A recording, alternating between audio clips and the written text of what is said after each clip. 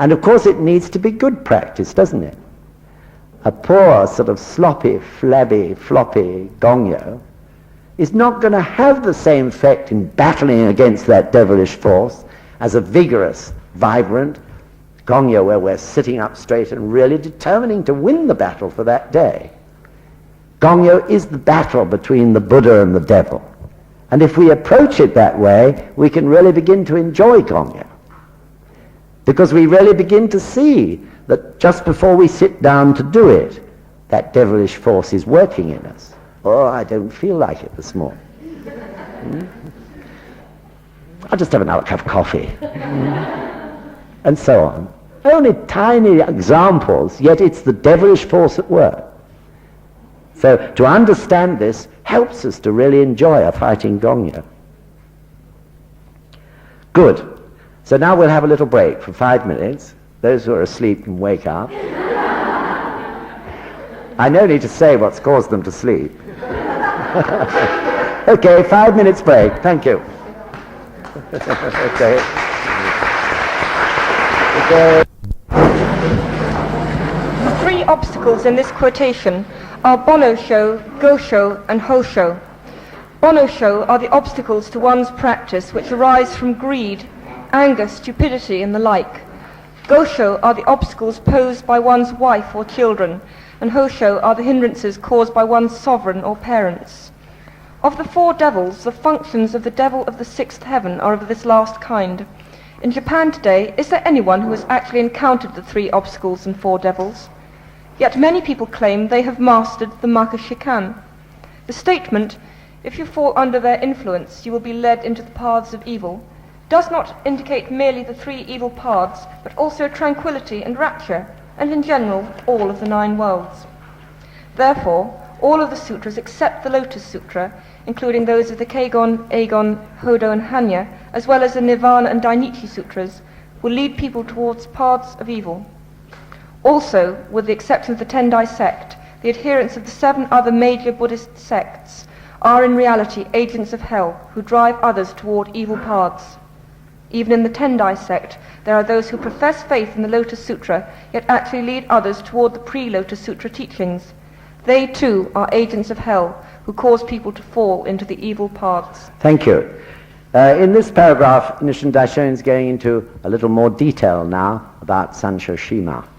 And he's also pointing out towards the end that those who are teaching the wrong practice for this age will cause people to fall into hell because the practice of those earlier teachings is not powerful enough to overcome this devilish force which is so strong in the age of Mappo.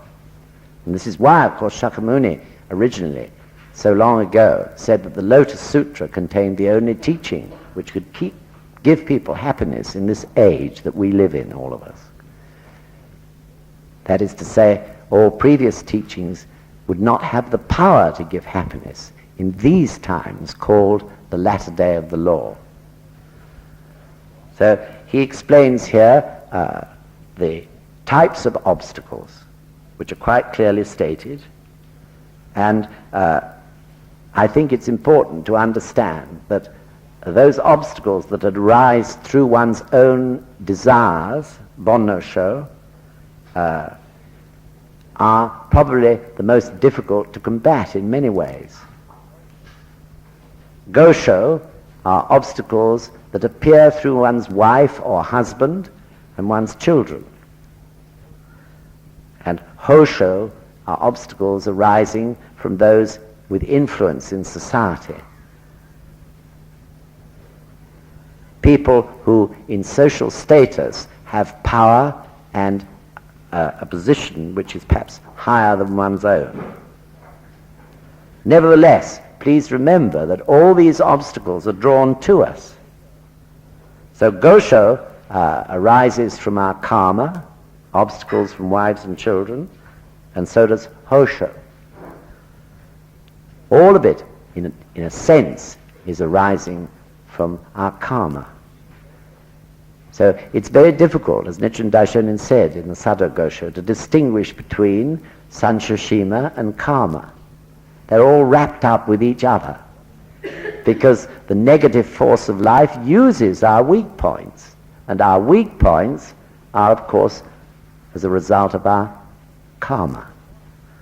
So there's no point, in a way, in trying to separate the two. So if we take an example of Bonno-sho, that's obstacles arising from one's desires, take a person who's obsessed with their material possessions, right? They may be collectors of antiques and famous pictures and porcelain and cut glass and all the rest of it. And this is the whole be-all and end-all of their lives. So they're terrified of burglary, terrified of fire, terrified that someone will take those possessions from them. And they surround their houses with alarm bells and locks and put bars over all the windows and turn it into a sort of prison. But they do.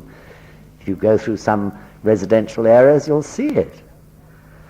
And as a result of that, of course, they will in the end draw some happening to them. They'll draw a burglary to them, or they'll draw a fire to them through their constant obsession in their minds with that problem. So Gosho, obstacles from wives or husbands or children, of course this arises from one's nature and karma. Going back to what we said earlier, if you're an angry person, always full of anger and revealing that to your wives and children, in the end your wives and children will get fed up with you, won't they? And they'll put some colossal obstacle in the way of your progress. And Hosho, that is to say, from those who have influence over you, the greatest obstacle that arises there arises from one's fear. Because of your fear and your obsequiousness, your tendency to bow to those in authority over you and to say, yes sir, no sir, 3 bags full, those people dominate you. They see you as weak, and the animality in them desires to dominate, and they create obstacles to your progress as a result. Whereas, as a bodhisattva, you have the Gohonzon. You're on an equal level with them as a human being, no matter what position in society they may have. Ma, as I told you, works within oneself, entirely arising from within one's life. Bonno Ma is again from one's desires. One's desires inside one's life makes one think in the wrong way. We think this will lead us to happiness. This is the world of illusions, isn't it, that we were talking about earlier. And then onma, which is sickness. Sickness really drags us down, really tries to interrupt our practice. When we are sick, whatever form of the sickness, we should understand that it's Sanshashima. So although we must have medical treatment, we also must try to chant and do gongyo and purify our lives of that influence that's trying to pull us down. And that applies whatever the sickness, whether it's a cold or whether it's cancer. So the truth is, these things are there to obstruct us from living a fulfilled life. I wish more people in the UK would understand this over their sicknesses. Quite naturally, because we've not had so many examples of people recovering from really serious diseases, though we have had some remarkable ones. But still people feel, that sickness is there and there's nothing they can do about it. They don't fight it. So we have to fight sickness with our whole lives, whether it's flu or whether it's leukemia. And we can overcome it if we have that spirit and understanding. Then there is Shima, which is the obstacle of someone dying suddenly, who we love and respect. We think, why did they die? They've been practicing and so on. There are always reasons. We've had some experience of that now in the UK. And then finally, there is Tenjima. Tenjima, the most difficult one, which is, again, our fear of those in authority over us, which stifles our ability to take action. So in a previous passage in this Gosho, Nichiren Daishonin then goes on to talk about how the devil tries to make one drunk. Drunk with illusions. Drunk with benefits even. Drunk with the three poisons in one form or another. Because if we're drunk, we don't know which way we're going, and we'll go down even further. So how to avoid being drunk? And the answer to that is that we must develop seeking minds. If our minds are always saying, why? How can I get over this? What's the reason for this happening? If we are always turning to the Gosho to try and find out, or asking our friends or our senior leaders for an explanation of what is happening to us, then we will not go under, will we? We won't become drunk. So a seeking mind is incredibly important. Always seeking, questioning, chanting Daimoku to discover why, and overcoming everything in that way. So again it comes back to the point, doesn't it, that the only solution, the only way of overcoming this is the sword of regular practice.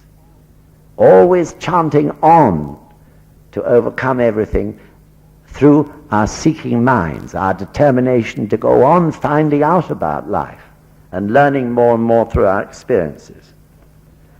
So of course this is what Causton Rufu is all about, isn't it? The whole world is drunk with the three poisons. This is really the truth of life at this moment.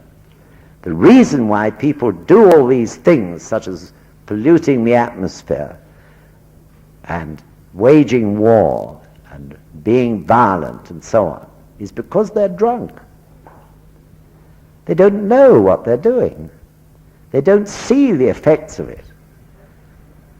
They're possessed, drunk with their desires, whatever those desires may be, for power or for possessions or profit, money, and so on. But through practicing to the Gonzen, we see ourselves, don't we?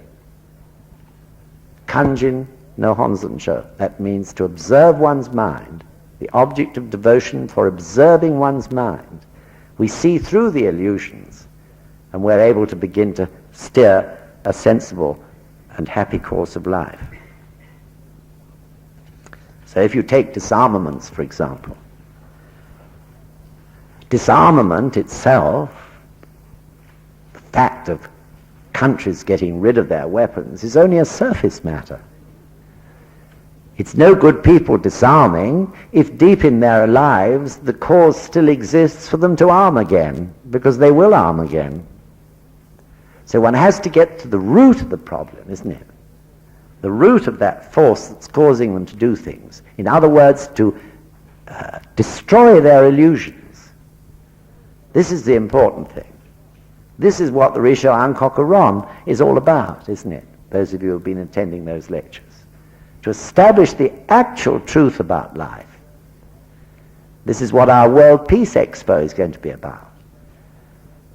Whether people practice Buddhism or not, I hope that everyone going through that expo will learn something about life which will awaken them to a new aspect which they'll never forget.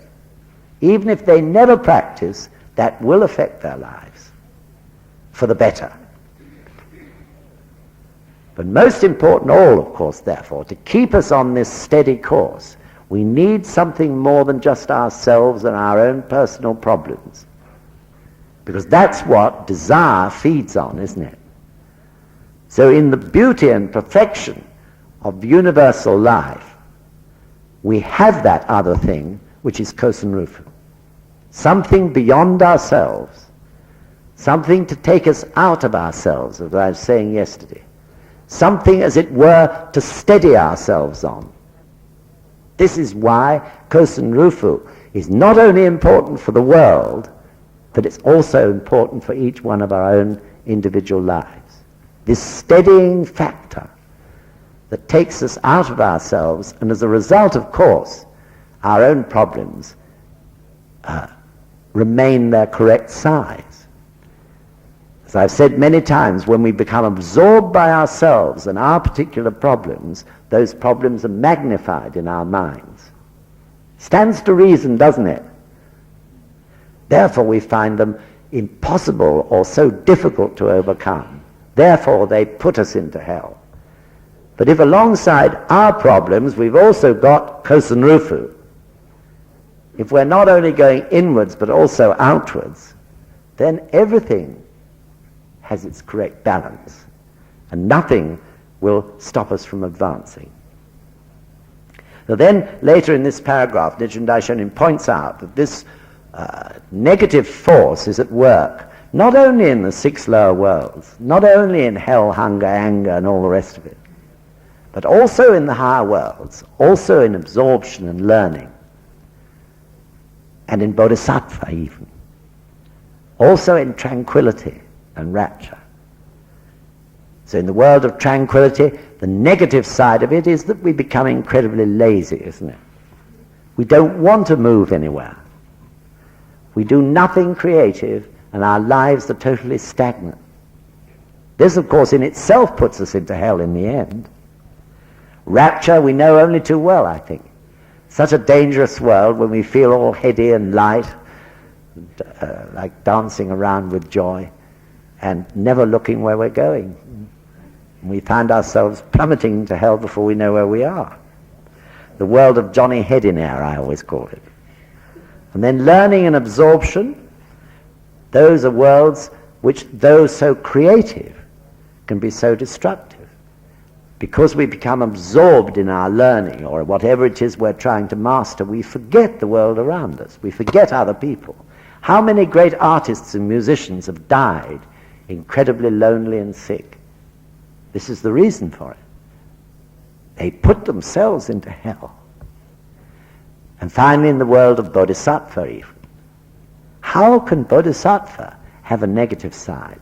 But it does. Because the world of bodhisattva, if it's not being drawn through the state of Buddha, can become a world of self-sacrifice. A world where it is you helping them, something below you. I'm on the pedestal. I'm doing the good works. I'm sacrificing my life for these people. I've given everything away for them. For them. Something just a bit lower, isn't it? This is the world which can so easily destroy a person. So again, one's seen many examples. I have in my life, I'm sure you have, of people who seem to do good all their lives and yet end sick and ill, unhappy, lonely, whatever. This is because they've fallen into the trap of self-sacrifice. So of course the greatness of Buddhism is that it enables you to avoid that totally. We are not saying I'm doing it just for them. I'm giving everything up just for their happiness. Because we know through the Buddhist teaching and the roundness of it that we are also getting the benefit from all the actions we make. Therefore that tendency to self-sacrifice doesn't rise up in our lives. Right. Let's read on. Okay. Now you 2 brothers are like the hermit and his disciple. If either of you give up halfway, you will both fail to attain Buddhahood. You are like the 2 wings of a bird or the 2 eyes of a man, and your wives are your support. Women support others and thereby cause others to support them. When a husband is happy, his wife will be fulfilled. If a husband is a thief, his wife will become one too. This is not a matter of this life alone. A man and wife are as close as a body and shadow, flowers and fruit, or roots and leaves in every existence of life. Insects eat the trees they live in, and fish drink the water in which they swim. If grass withers, orchids grieve. If pine trees flourish, oaks rejoice. Even trees and grass are so closely related. The sgi-uk is a bird with 1 body and 2 heads. Both of its mouths nourish the same body. Hiboku are fish with only 1 eye each, so the male and female remain together for life. A husband and wife should be like them. So this is another famous paragraph and is often used, in fact, in weddings. And I usually use it too in a wedding. But nevertheless, it has a broader purpose than that. Here, he is specifically talking about the relationship between a husband and wife. But actually, beyond that, Nichiren Daishonin is talking about friendship and unity amongst human beings. That is to say, it's not only a husband and wife who should be unified in front of the Gohonzon in order to defeat this devilish force, but it's also us and our fellow members in our district. Wherever we are practicing with others, we have to have unity together, and then we can help each other to defeat this force. This is why it's so very difficult to practice on one's own. Because there's no one to say, can't you see? It's Sansho Shima. You just chant knowing that and it'll be gone in a moment. When you're on your own, there's no one to say it, is there? This is why it's important to go to activities. This is why we encourage people who are practicing in some lonely village, even if they've got to travel a long way, to go to a meeting at least once a month. When the first member began to practice in Cornwall, he really traveled a long, long way. I think it was 120 miles to his nearest meeting. He tried to do it every month. He was very poor. He couldn't always do it, but he went on trying. This is great, because he had a good enough sense to see that to practice on your own is so incredibly difficult. This is why you all need to make sure that your friends who you know, or your shakabukus, do go to meetings. At least that they go to the discussion meeting and the study meeting once a month. And I'm sure to your young woman's meeting. It's essential.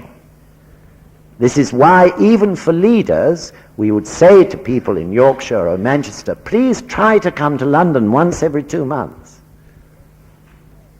Because, again, they can hear things that remind them of the reality of what's going on in their own areas, through other people's experiences. So this unity is vital, and this is why in the first paragraph Nichiren Daishonin says this must be transmitted to future generations. We are a family, aren't we, of the bodhisattvas of the earth. We must behave like a family and realize the necessity of that family and the way that we can help each other. So these lines impress on the two brothers and their wives the importance of this unity together. That their lives are inseparable. The life link between them is so close, just like the life link between us all here is so close. How we are standing up to things affects everybody else, and vice versa. So this unity between everyone is incredibly important. When Gicho Yamazaki was explaining this, he pointed out, he called it a vertical relationship. That it's so important to have a vertical relationship through the Gohonzon, as well as a horizontal relationship between people. If you take a husband and wife, if all they're doing is, as it were, looking at each other all the time, inevitably that's incredibly affected by emotions. Sometimes they're having incredible rows, sometimes they're locked in each other's arms, But it's always subject to emotion. But if the relationship between a husband and wife is through the Gohonzon this way, then their relationship will always be founded on the rock of the Gohonzon, and therefore their lives can be in absolute unity and balance together. So the same in our districts. We shouldn't be just looking at each other, criticizing each other, or even flattering each other. The relationship should be through the Gohonzon. Then that strong unity will always be there. So through the practice of Buddhism, we can develop that strong self, but we need the help of others to encourage us to go on and to point out when Sansho Shima is attacking us.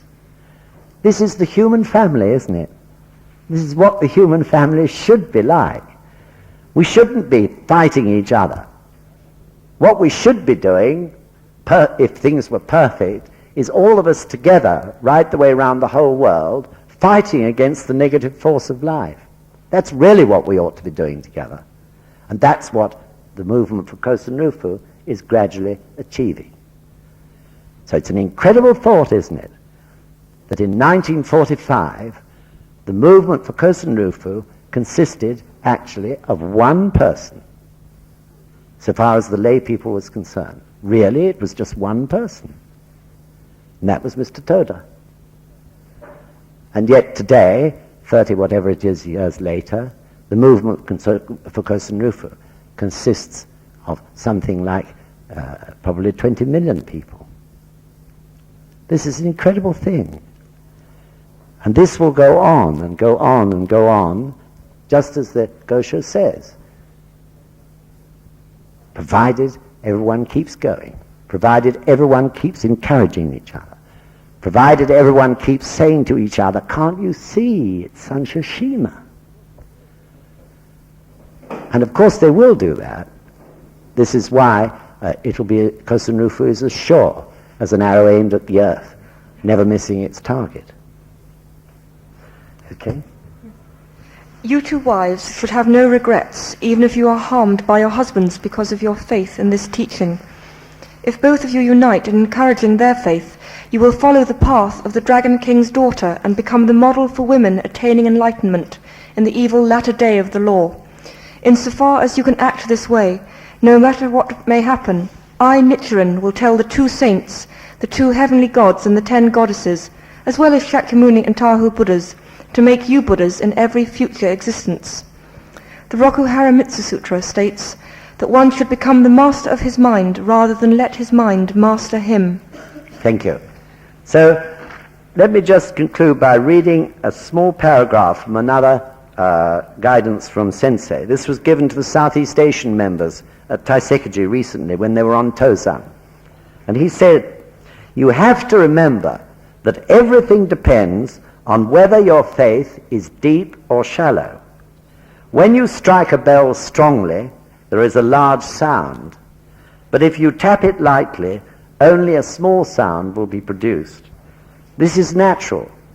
Likewise, you must realize the extent of your happiness will be determined by the strength of your faith, practice, and study.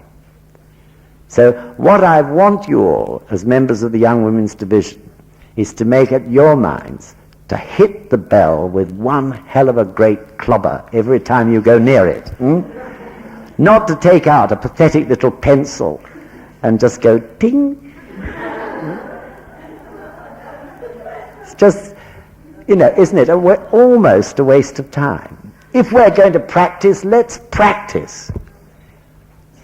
If we know that shakabuku is vital to change our karma, let's shakabuku. If we know we need study to deepen our faith and understanding, let's study with our whole hearts. What's the point of doing things in a sort of pathetic, weak, niggly, fiddly way? So don't let's take out a pencil to hit the bell with. Let's take out the biggest implement we can find and really bash it hard, right? And that means doing a great gongyo. So you're doing great gongyos here. Everybody can do it. The next time when you're at your own home and nobody's looking, and you're feeling sort of a bit mouldy that morning, if your tendency is just to pick up that pencil, please throw it away and say, no, I've got to win this battle today. Because that is really what Gongyo and Daimoku, Shakabuku and study are for. Okay, thank you very much. Thank you. Thank you very much. Thank you very much. Thank you.